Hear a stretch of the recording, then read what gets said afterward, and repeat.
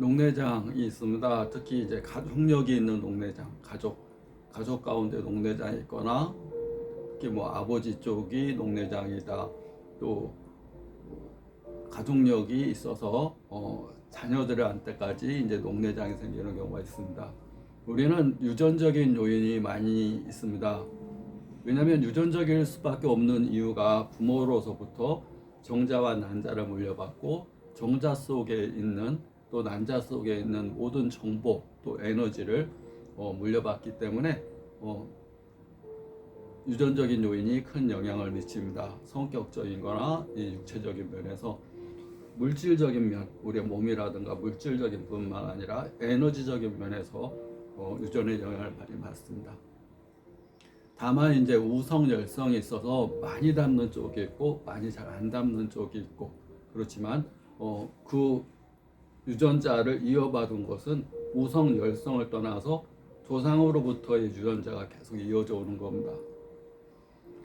유전자대로 발현을 하는 것을 선천성 질환으로 봅니다. 저 사람은 선천적으로 저래. 타고난 것을 사는 동안에 변화시키지 못한 사람.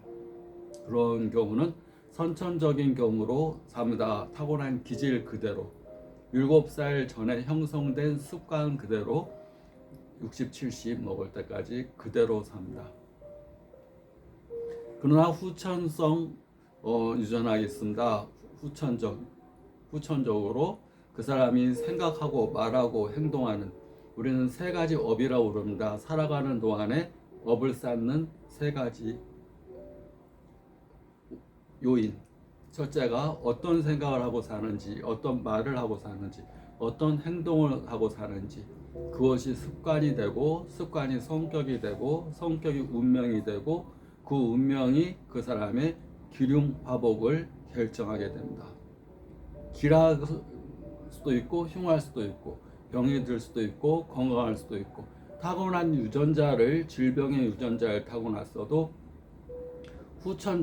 후천적으로 성격을 변화시키려고 노력하고 습관을 다르게 하게 하면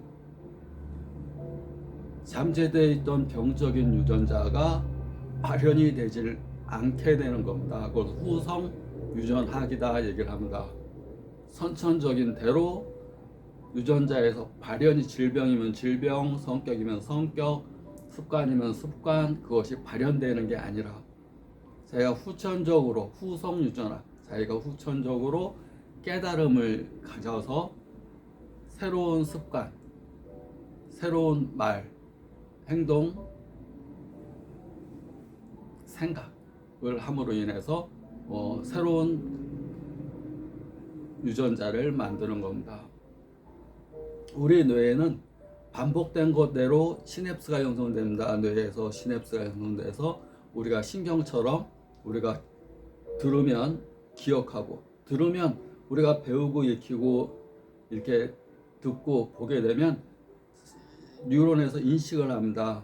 인식해서 망상세포에서 걸러냅니다. 이거 쓸모없는 거야. 하루에 수만 가지를, 뭐 5만 가지, 6만 가지를 보고 생각해도 한 몇백 개, 아주 적은 부분, 그 가운데 백분지일, 천분지일 정도만 입력되고 나머지는 다 지워져 버립니다. 거의 조금 망상 시스템이라는 게 있어서 망상세포에서 다 잊어버리게 합니다. 반복하는 것만이 그 사람의 습관을 만들고 그 사람이 그거 진정한 자기 소유로 할 수 있게끔 합니다. 나머지는 다 지워집니다. 우리가 권투를 할 때 잘 피한다 뭐 이런 게 있습니다. 잘 피한다 이렇게. 그런데 습관이 기질이다 이런 말이 있습니다. 습관. 그 사람이 이걸 하면서 어떤 습관을 반복했느냐에 따라서 습관한 대로, 습관 들인 대로 전투 상황에 가서 링 안에서 또는 뭐 싸울 일이 있어서 상대방과 싸운다 그러면 습관대로 항상 반복했던 그 습관대로 하는 거지 새로운 게 나오는 게 아니다 이렇게 얘기를 합니다.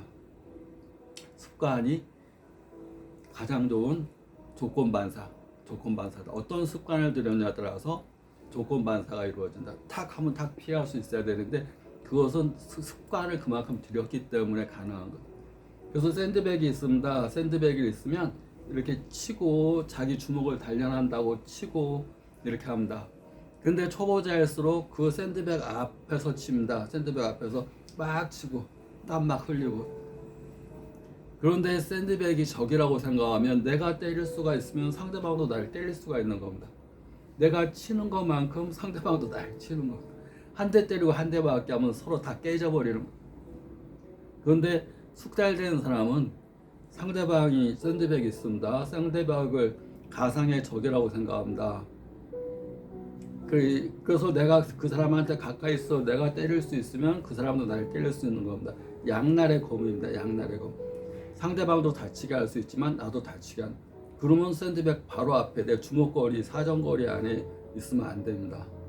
사정거리에 벌어져 있어 또 떨어져 있어서 가까이 갔다 멀리 갔다 때리고 뒤로 벗어나고 때리고 벗어나고.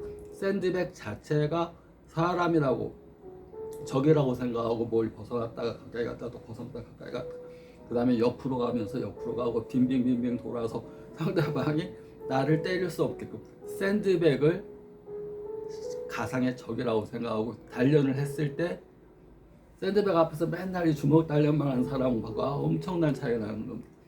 샌드백 같은 막 주먹 단련만 하는 사람은 실제 가상의 적, 실제 적을 만나도 그냥 자기가 때릴 줄만 압니다. 그럼 상대방은 가만히 있지 않는 거. 서로 막 맥살 잡고 서로 때리고 서로 다 망가지는 거.